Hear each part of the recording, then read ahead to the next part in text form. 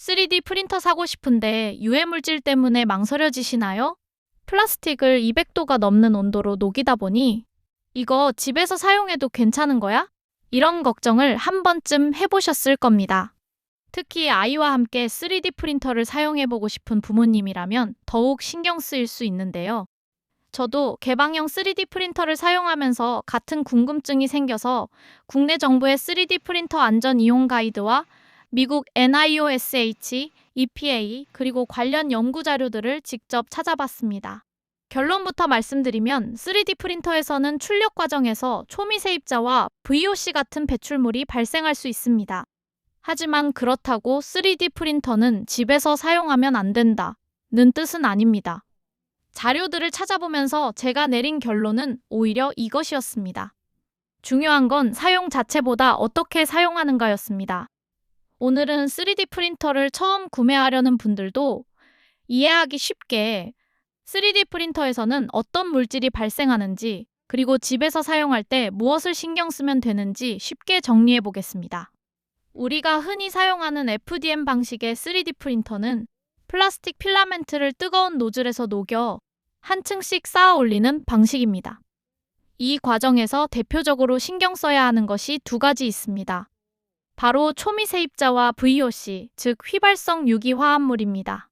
국내 3D 프린터 안전 이용 가이드에서도 필라멘트를 가열하는 과정에서 눈에 보이지 않는 나노입자와 VOC가 발생할 수 있다고 설명하고 있습니다. 미국 환경보호청 EPA 역시 3D 프린팅 과정에서 발생하는 입자와 기체에 대해 연구를 진행하고 있고요. 다만 여기서 중요한 점이 있습니다. 어떤 물질이 얼마나 발생하는지는 사용하는 필라멘트의 종류, 제조사, 출력 온도, 출력 조건 등에 따라 달라질 수 있습니다. 그래서 PLA와 ABS가 똑같다, 모든 프린터가 똑같다 이렇게 말하기는 어렵습니다. 그리고 많은 분들이 오해하는 부분이 하나 있습니다. 냄새가 난다고 무조건 위험한 것도 아니고 냄새가 안 난다고 아무것도 발생하지 않는 것도 아닙니다. 눈이나 코로만 판단하기는 어렵다는 거죠. 여기까지 들으면 이런 생각이 드실 겁니다. 배출물이 나온다고? 그럼 생각보다 위험한 거 아니야? 그런데 실제로 3D 프린터는 전 세계적으로 가정, 학교, 메이커스페이스, 기업 등 다양한 곳에서 교육과 취미, 시제품 제작 등에 널리 활용되고 있습니다. 그래서 이 영상을 사용하지 말자가 아니라 더 안전하게 사용하자 라는 관점으로 봐주시면 좋겠습니다. 결국 중요한 건 사용 여부보다 사용 환경과 사용 방법입니다. 예를 들어 자동차도 배기가스가 나오고 요리를 하면 연기와 미세입자가 발생합니다.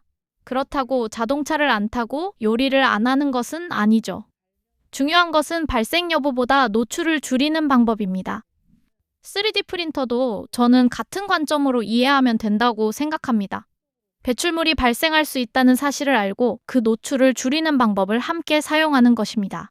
물론 국내외 자료에서는 3D 프린터 사용 환경에서 두통, 호흡기 자극, 눈 자극, 피부 자극 등이 보고된 사례도 있습니다. 그래서 아무렇게나 사용해도 된다라고 말할 수는 없습니다. 하지만 반대로 3D 프린터는 위험하니까 집에서는 사용하면 안 된다라고 단정하기도 어렵습니다. 현재까지도 미국 CDC 산하의 산업안전보건연구기관인 NIOSH에서는 데스크톱 3D 프린터의 배출물과 작업자의 노출에 대해 계속 연구를 진행하고 있습니다. 그래서 저는 이번 영상을 준비하면서 결론을 이렇게 내렸습니다. 3D 프린터를 무서워할 필요는 없습니다. 하지만 배출물이 발생할 수 있다는 사실은 알고 가능하면 불필요한 노출을 줄이는 방향으로 사용하는 것이 좋습니다. 그리고 실제로 노출량은 언제, 어떻게 출력하느냐에 따라서도 달라질 수 있습니다. 다음으로는 출력 과정에서 언제 배출이 많이 발생하는지 한번 살펴보겠습니다. 그렇다면 이런 배출물은 출력하는 몇 시간 동안 계속 같은 양으로 발생할까요? 그건 아닙니다. 국내 3D 프린터 안전이용 가이드에 있는 그래프를 보면 필라멘트를 노즐에 넣고 가열하는 과정에서 입자 농도가 크게 올라간 뒤 시간이 지나면서 점차 감소하는 모습을 확인할 수 있습니다. 최근 연구에서도 워밍업이나 출력 초기 단계에서 입자 배출이 높게 나타난 결과가 보고되고 있습니다. 그래서 출력을 시작하자마자 잘 나오나 하면서 노즐 바로 앞에서 몇 분 동안 계속 지켜볼 필요는 없겠죠. 그리고 출력 온도도 중요합니다. 국내 가이드에서는 PLA의 권장 노즐 온도를 190에서 230도로 예시하면서 필요 이상으로 온도를 높이지 않을 것을 권장하고 있습니다. 실제로 여러 연구에서도 노즐 온도 같은 출력 조건에 따라 배출 특성이 달라질 수 있는 것으로 나타났습니다. 그러니까 출력이 잘 안 된다고 무조건 온도부터 올리기보다는 사용하는 필라멘트 제조사가 권장하는 범위 안에서 출력하는 것이 좋겠습니다. 여기서 이런 생각이 드실 수도 있습니다.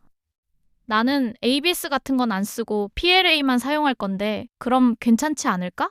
저도 이전 영상에서 입문자에게 가장 먼저 추천했던 필라멘트가 PLA였습니다. 그 이유도 출력이 쉽고 냄새가 적고 상대적으로 배출량이 적은 편이기 때문입니다. 실제로 국내 안전 가이드에서도 PLA는 ABS나 나일론 등에 비해 상대적으로 배출량이 적은 소재로 소개됩니다. 하지만 여기서 한 가지 꼭 말씀드리고 싶은 부분이 있습니다. PLA라고 해서 배출물이 전혀 없는 것은 아닙니다.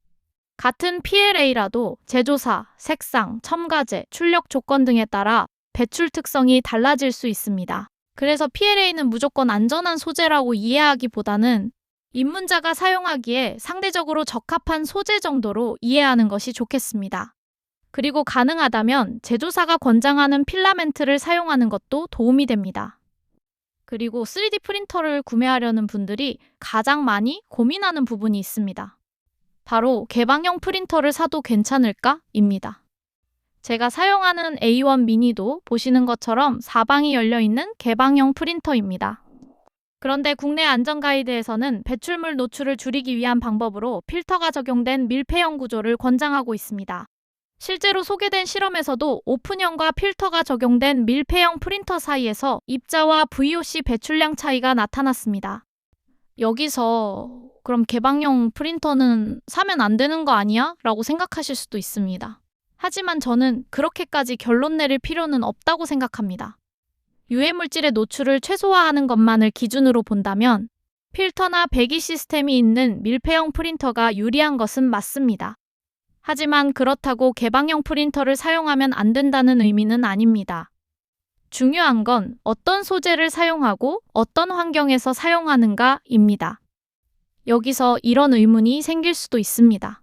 그렇다면 왜 벤브랩은 A1 미니를 개방형으로 만들었을까? 사실 A1 미니는 모든 종류의 필라멘트를 출력하도록 만든 프린터가 아닙니다. 벤브랩에서도 PLA, PETG, TPU 같은 소재를 주요 사용 소재로 안내하고 있고 ABS나 ASA처럼 높은 챔버 온도가 필요한 소재는 권장하지 않고 있습니다. 즉 A1 미니는 PLA나 PETG 같은 소재를 간편하고 편리하게 출력하는 데 초점을 둔 프린터라고 볼 수 있습니다. 그래서 A1 미니를 사용한다면 굳이 제조사가 권장하지 않는 소재까지 무리해서 출력하기보다는 프린터에 맞는 소재를 사용하는 것이 좋겠습니다. 그렇다면 A1 미니 같은 개방형 프린터를 집에서 어떻게 사용하는 것이 좋을까요? 저는 복잡하게 생각하지 않고 5가지만 기억하면 된다고 생각합니다. 첫 번째, PLA부터 시작하기.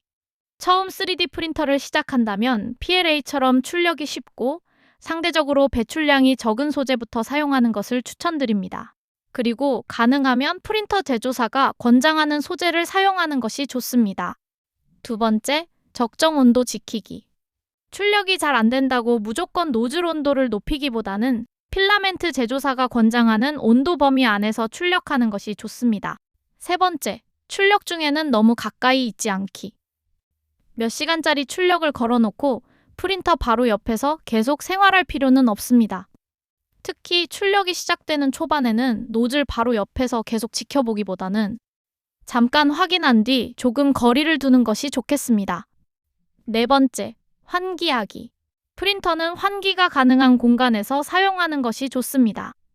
특히 아이가 자는 방이나 가족이 하루 종일 생활하는 공간 한가운데보다는 환기가 가능한 위치에 설치하는 것을 추천드립니다. 다섯 번째, 더 신경 쓰인다면 인클로저와 외부 배기 시스템. 그래도 개방형 프린터는 조금 걱정된다 하시는 분들도 있을 수 있습니다. 그럴 때는 프린터 전체를 감싸는 인클로저, 즉 챔버와 외부 배기 시스템을 추가하는 방법도 있습니다.